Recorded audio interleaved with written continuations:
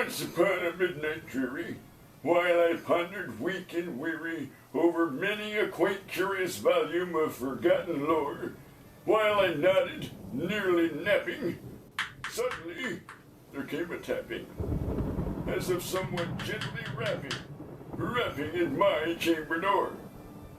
"'Tis some dumbass," I muttered, tapping at my chamber door. "Only this and nothing more."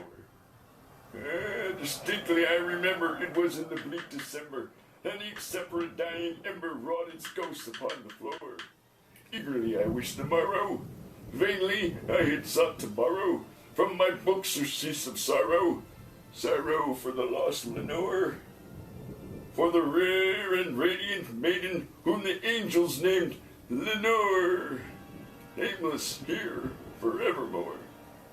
And the silken, sad, and certain rustling of each purple curtain thrilled me, filled me with fantastic terrors never felt before.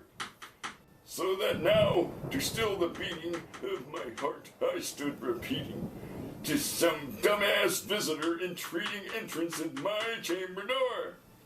Some late dumbass entreating entrance at my chamber door. This it is, and nothing more." Presently, my soul grew stronger. Hesitating then no longer, "Sir," said I, "or madam, truly your forgiveness I implore. But the fact is, I was napping, and so gently you came rapping, and so faintly you came tapping at my chamber door, that I scarce was sure I heard you. Here, hold on a minute. I'll go answer the damn door. Hold on. Quit rapping at my door, damn it. I'm coming. Gotta get out of this damn chair.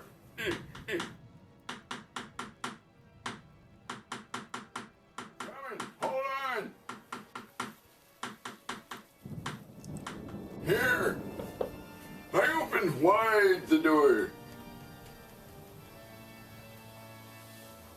Darkness there, and nothing more. Deep into that darkness peering, long I stood there, wondering, fearing, doubting, dreaming dreams no mortal ever dared to dream before. But the silence was unbroken, and the stillness gave no token, and the only word there spoken was the whispered word, "Lenore."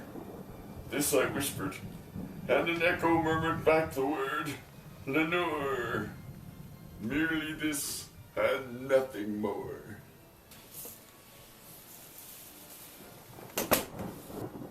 Back into my chamber turning, all my soul within me burning. Soon again I hear a tapping, somewhat louder than before. "Surely," said I, "surely that is something in my window lattice. Let me see then where thereat is, and this mystery explore. Let my heart be still a moment, and this mystery explore. 'Tis the wind, and nothing more." Open here I flung the shutter, when with many a flirt and flutter, in there stepped a stately raven of the saintly days of yore. Not the least obeisance made he, not a moment stopped or stayed he, but with the mien of lord or lady, perched above my baccy store, perched upon the best pipe rack just above my baccy store, perched and sat, and nothing more. Then this ebony bird beguiling my sad fancy into smiling, by the grave and stern decorum of the countenance it wore. "Though thy crest be shorn and shaven, thou," I said, "art sure no craven, ghastly, grim, and ancient raven wandering from the nightly shore. Tell me what thy lordly name is on the night's Plutonian shore." Quoth the dumbass bird, "Nevermore." Much I marveled this ungainly fowl to hear its discourse so plainly, though it answered little meaning, little relevancy bore. For we cannot help agreeing that no living human being ever yet was blessed with seeing a bird above his baccy store. Bird or beast upon my sculptured pipe rack, above my baccy store, with such a name as Nevermore. But the raven sitting lonely on my pipe rack spoke only, that one word, as if his soul in that one word he did outpour.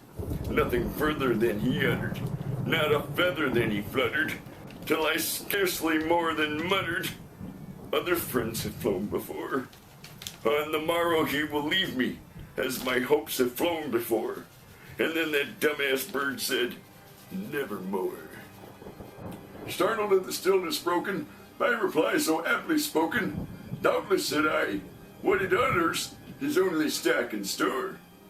Caught from so unhappy master, whom unmerciful disaster followed fast and followed faster, till his songs one burden bore, till the dirges of his hope that melancholy burden bore, of never, nevermore. But the raven still beguiling all my fancy into smiling, straight I wheeled the cushioned seat in front of bird, rack, and store. Hey, dumbass, give me a hand with this chair.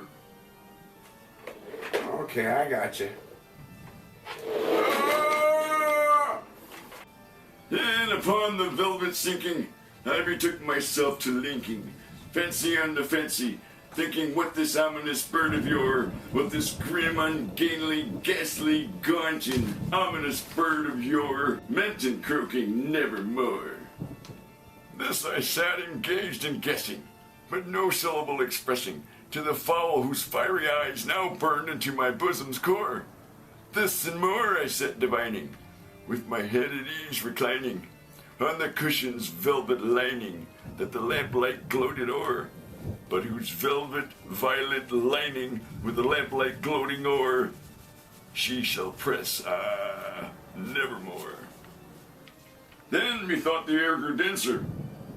Did you fart? Perfume from sun unseen censer, swung by seraphim whose footfalls tinkled on the tough floor. Wretch, I cried, thy God hath lent thee, by these angels he hath sent thee, respite, respite, and nepenthe from thy memories of Lenore. Quaff, oh quaff this kind nepenthe, and forget this lost Lenore.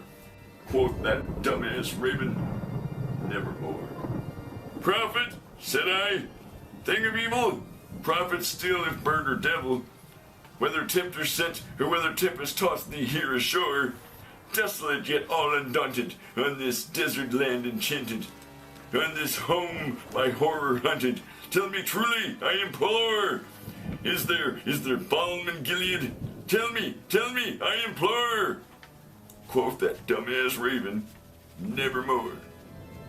Prophet, said I, thing of evil, prophet still if bird or devil, by that heaven that bends above us, by the God we both adore, till this soul with sorrow laden, if within the distant Aden, it shall clasp a sainted maiden, whom the angels named Lenore. Clasp a rare and radiant maiden, whom the angels named Lenore. Quoth that dumbass raven, nevermore. Be that word or sign in parting, bird or fiend, I shrieked upstarting.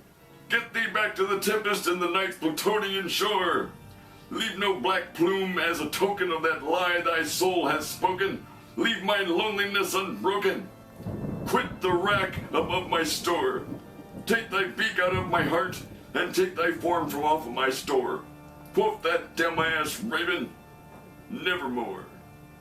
And the raven never flitting, still is sitting, on the pallid best of pipe rack just above my baccy store, and his eyes have all the seeming of a demon's that is dreaming, and the lamplight o'er him streaming throws his shadow on the floor, and my soul, from out that shadow that lies floating on the floor, shall be lifted nevermore.